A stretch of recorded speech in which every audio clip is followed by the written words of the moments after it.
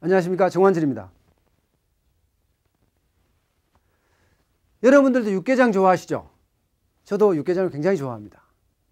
근데 이 육개장이요, 궁중 음식이었다는 사실을 아십니까? 실제로 임금님 수라상에 올라가는 육개장은요, 아주 진귀한 음식이었다고 합니다. 그러나 백성들은 한여름철 보양식 정도로 즐겼을 뿐이었습니다.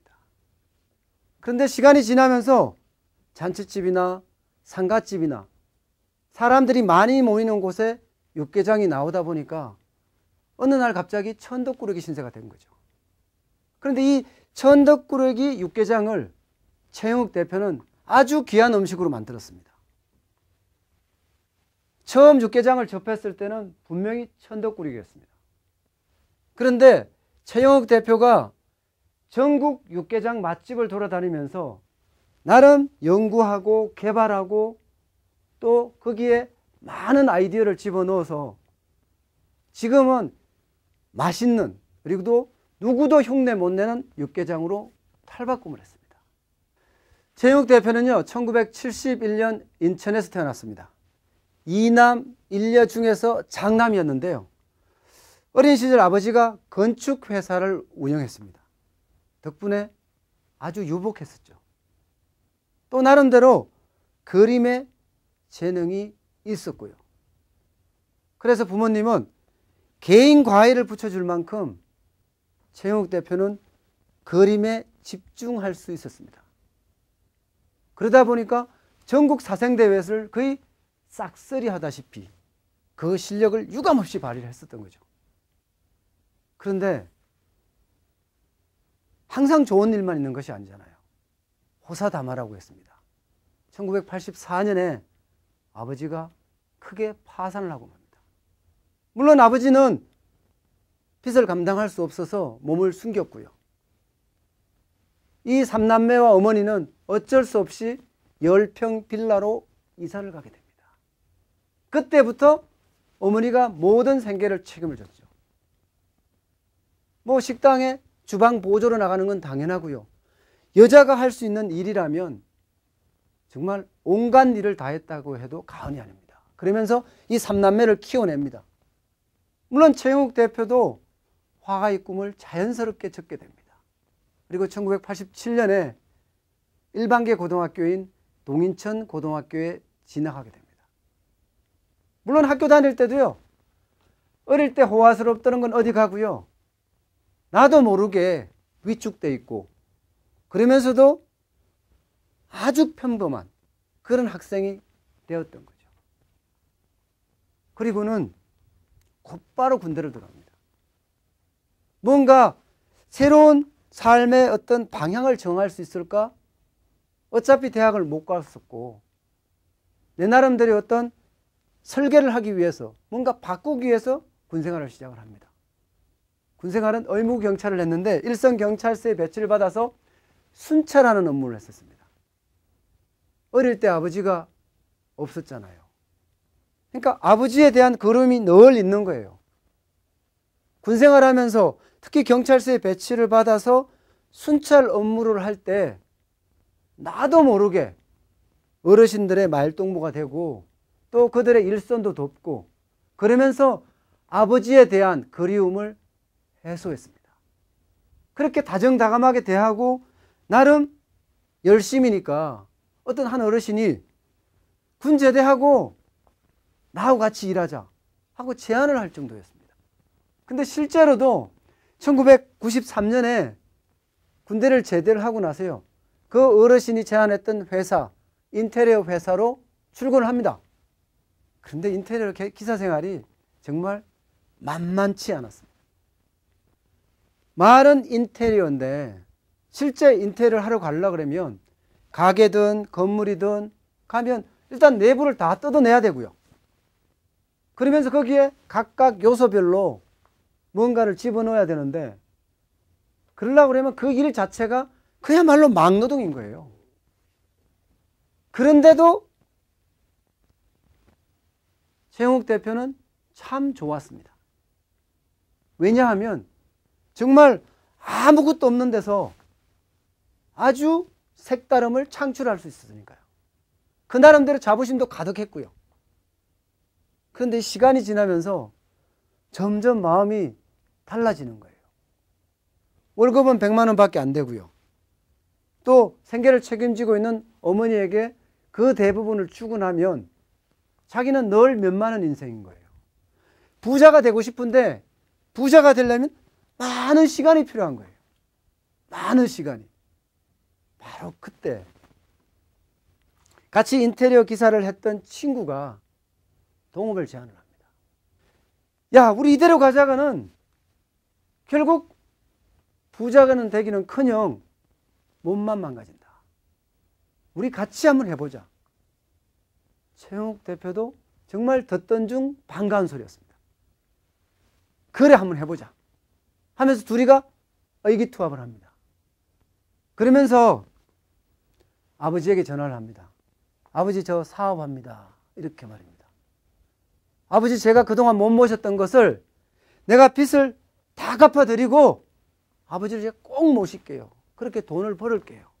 하고 아버지하고 아주 부정을 나눕니다.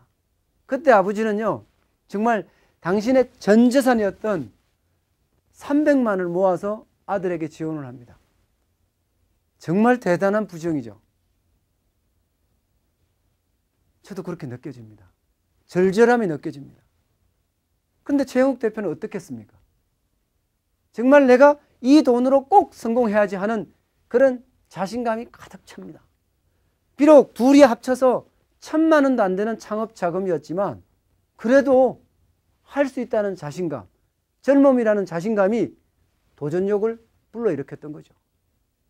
그렇게 1994년에 엑스피아라는 회사를 창업을 합니다.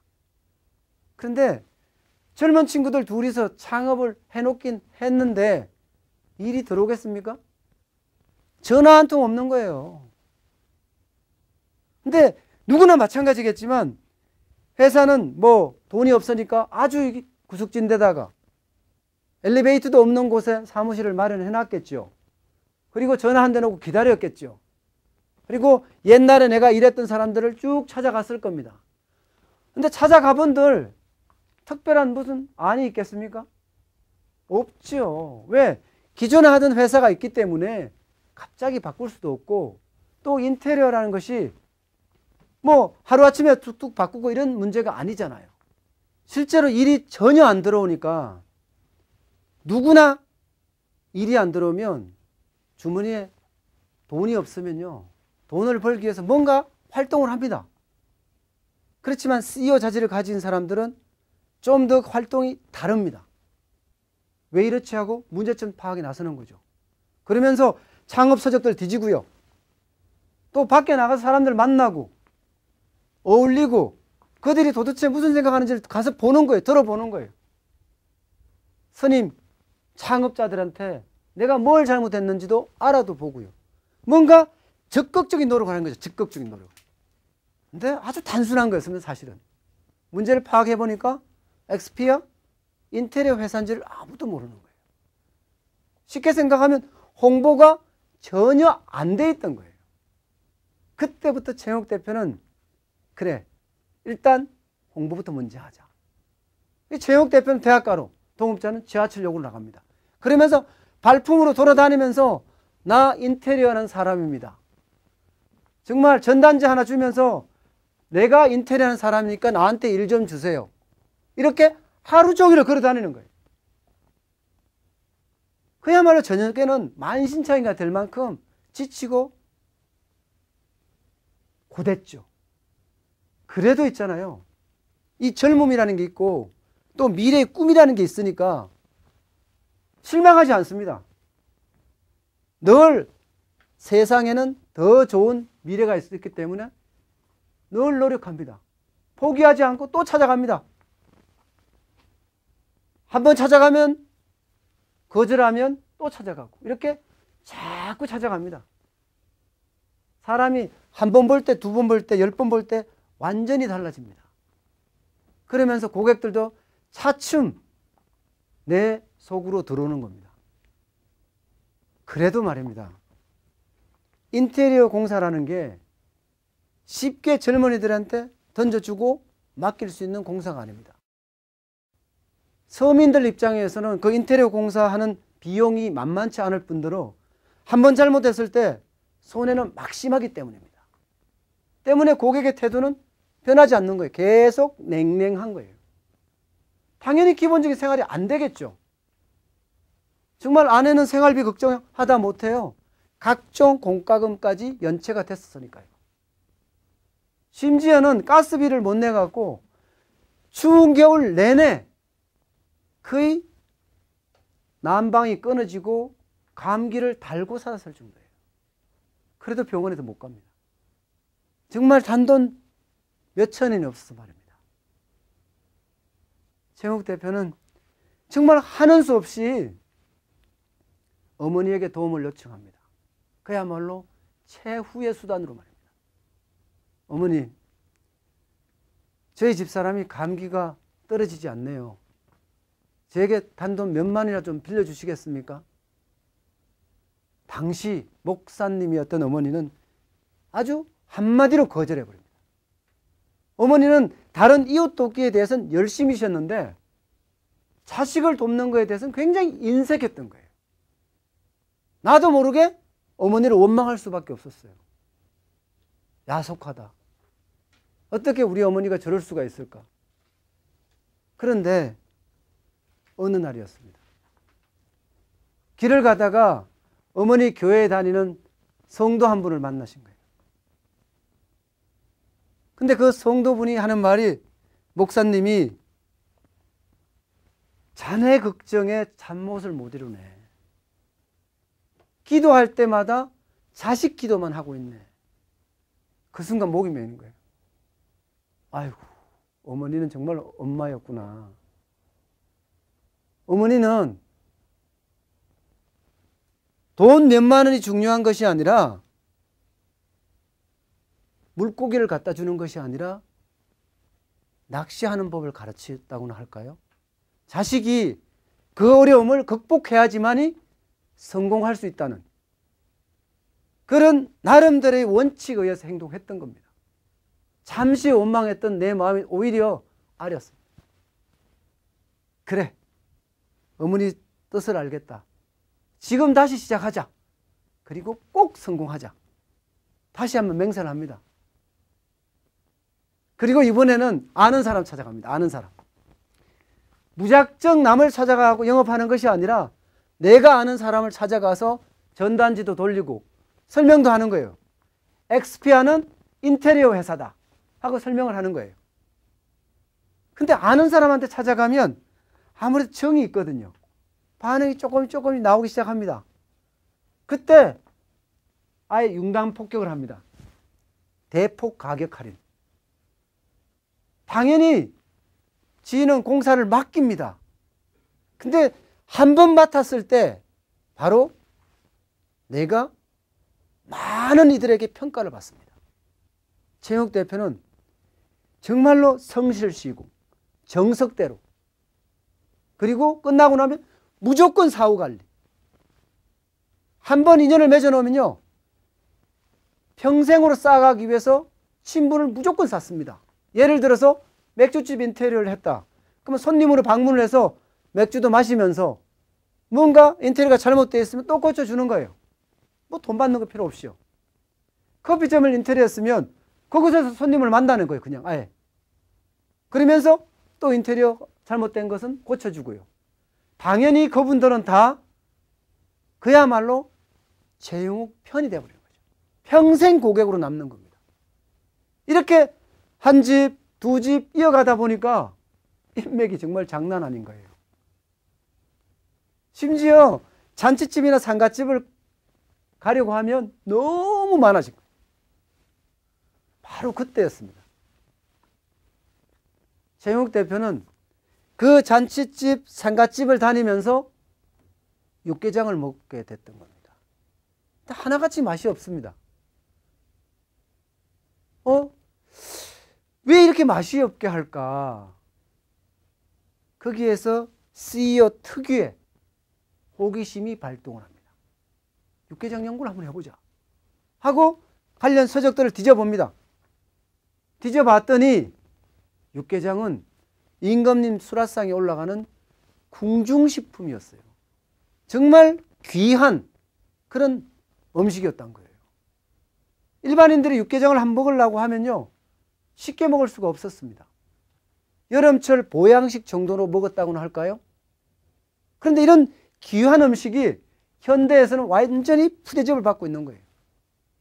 그냥 막 음식처럼 취급받는 거예요.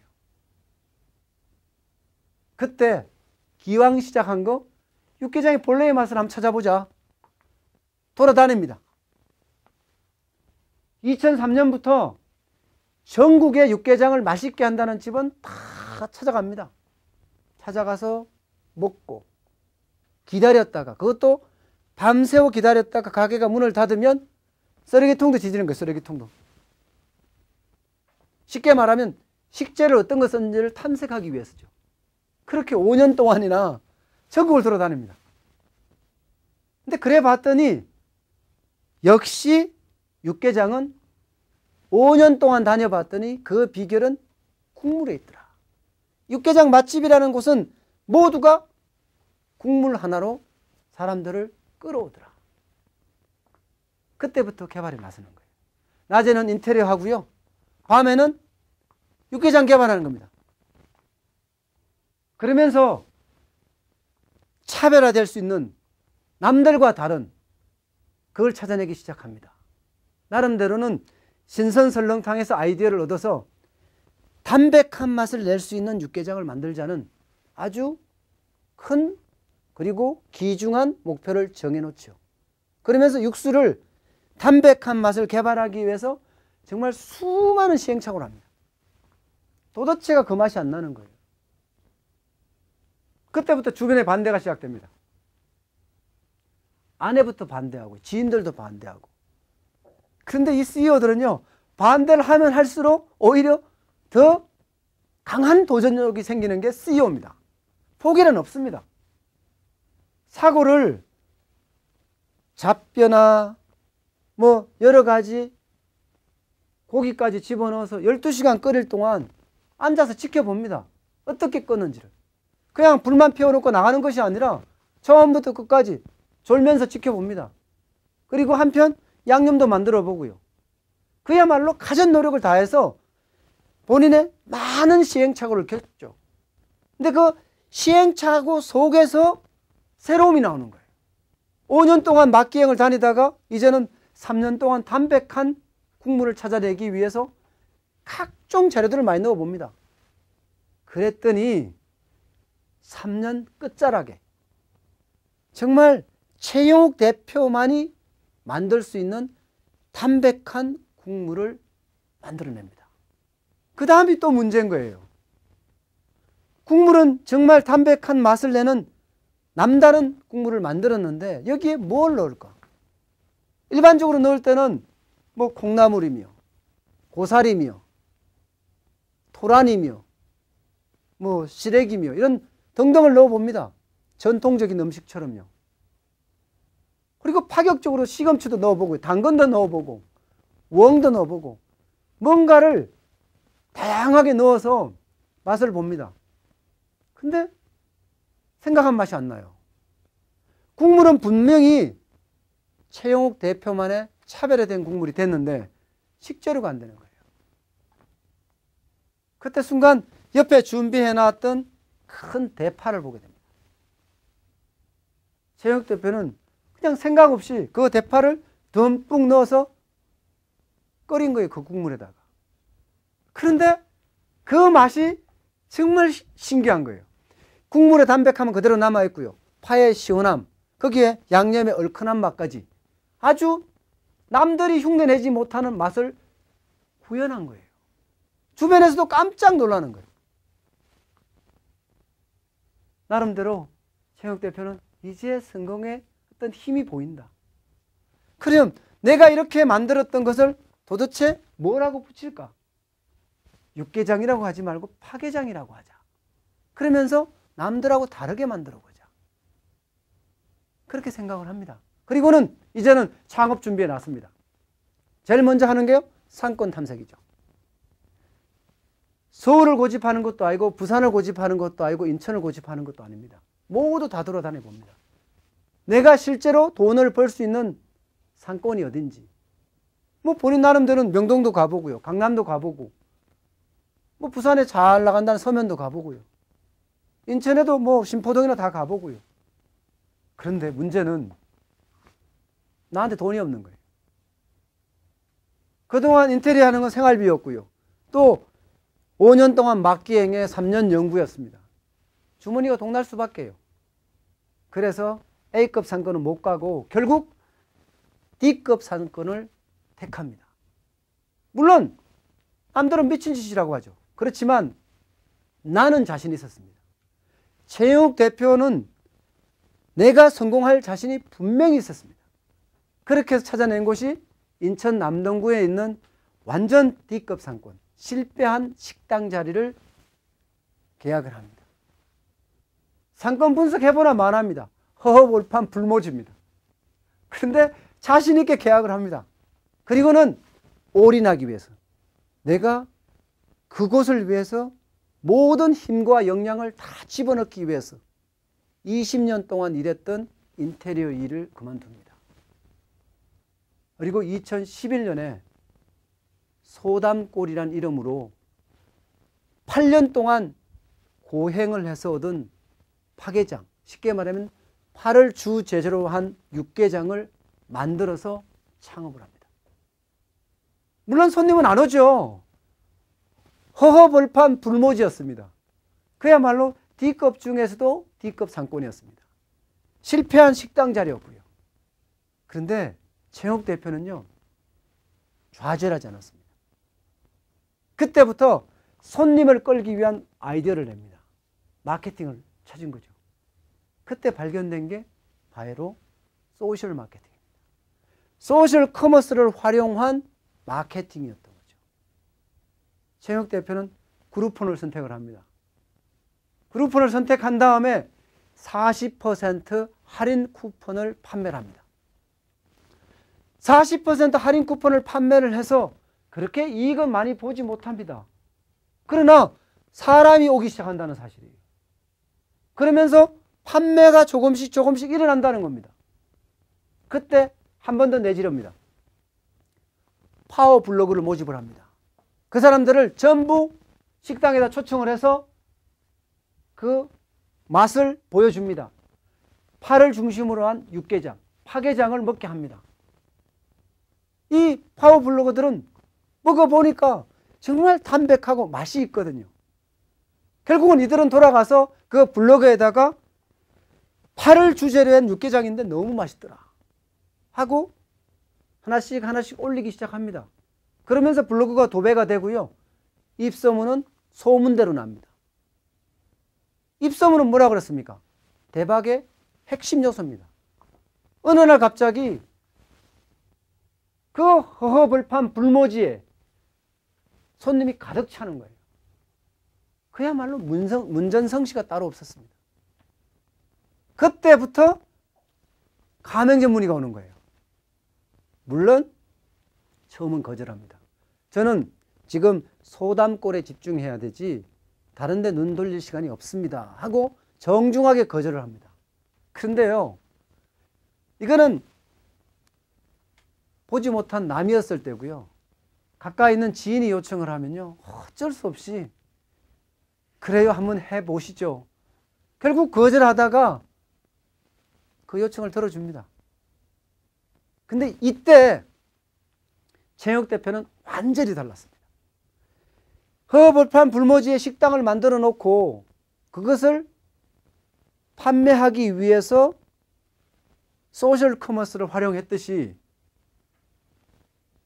가맹점 사업을 시작을 하면서 본인이 모르기 때문에 가맹점 사업을 잘해본 사람을 찾습니다. 그때 최영욱 대표는요, 가장 친한 후배의 도움을 요청을 합니다. 그 후배는 버블티 브랜드 이지웨이에서 근무를 하고 있습니다. 대신에 파격적인 조건을 제시합니다. 자네가 와서 나를 도와주되 자네하고 나하고 공동대표를 하자. 정말 그야말로 파격적인 제안이죠. 후배도 너무 파격적인 제안이라서 망설임도 없이 덜컥 예 해버립니다. 그때부터 파괴장 프랜차이즈, 쉽게 생각하면 가맹사업을 준비를 합니다. 최영욱 대표는 매장 관리와 메뉴 개발을, 이준수 대표는 프랜차이즈 시스템 구축을, 그야말로 24시간 노력을 합니다. 제일 먼저 한 일은요, 프랜차이즈 브랜드를 개발한 겁니다. 파괴장, 쉽게 말하면 파를 주 원료로 하는 육개장인데, 이 육개장의 대장이 되라는 의미에서 육대장이라는 이름을 만들어냅니다. 그러면서 2013년 1월부터 프랜차이즈 사업을 시작을 합니다. 그러면서 한편으로는요, 육수 공장도 만들어서 준비를 하고요, 또 양념 공장도 만들어서 준비를 합니다. 그런 한편 예비 창업주들을 위한 교육 프로그램도 만들고요. 그리고는 곧바로 예비 창업주 모집에 들어갑니다. 이미 그전부터 가맹사업에 대해서 많은 사람들이 물어왔기 때문에 예비 창업주 모집은 그렇게 어렵지 않았습니다. 근데 이때 최영욱 대표는 매장 관리와 교육을 시키면서 아주 혹독하게 시킵니다.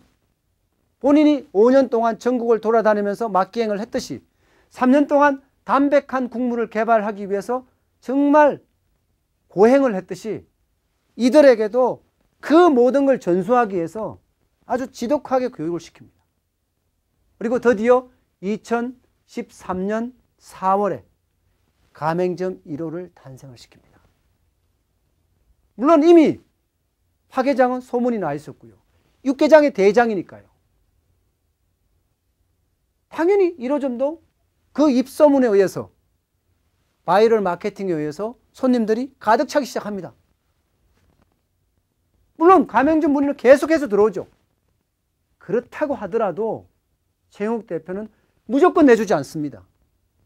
고민합니다. 그리고 내가 지원할 수 있는지 없는지까지 다 따져봅니다.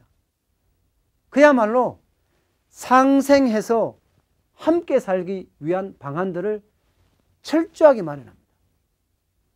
그런 노력들이 1호점을 시작해서 75점까지 올라갈 때까지 끊임없이 전개했습니다.